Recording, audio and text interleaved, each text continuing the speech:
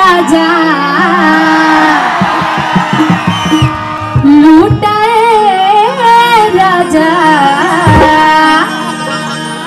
अरे मुहवा पटाल के चकरिया लहरिया लूटाए राजा।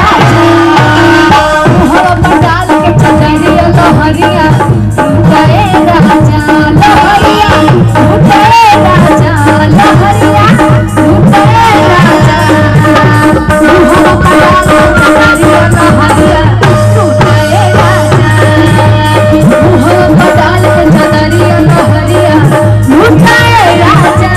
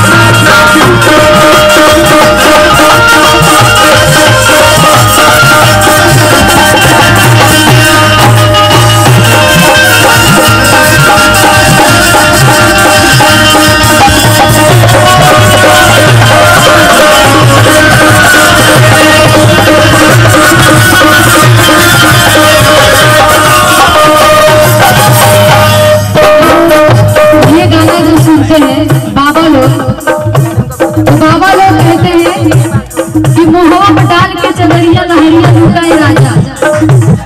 ये मत गाओ लहरिया लूटाए बाबा। आजकल वैसे भी बाबा लोग बड़े चर्चे में हैं। तो उन्हें बाबा के लिए कहना है कि कौन कहता है कि बुढ़े इश्क नहीं करते। कौन कहता है? देखिए अभी हंसे, अभी तक हंस नहीं रहे थे। कौन कहता है कि बुढ़े इश्क नहीं करते? इश्क करते हैं लेकिन उन पर कोई शक नहीं करते। बोले बाबाओं की जय। अरे मुहवा पटाल का चदरिया लहरिया लूटाए राजा। मुहवा पटाल का चदरिया लहरिया लूटाए राजा।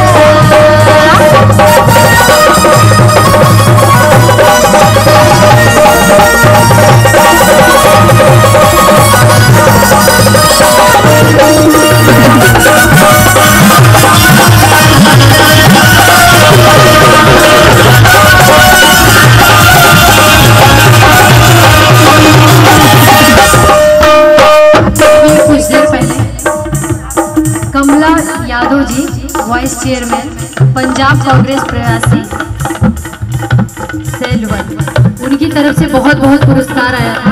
आनंद राज जी अगर हमारी आवाज पहुंच रही हो उनके लिए जोरदार तालियां हो जाए। धारा या कवरिया में बड़ा मजा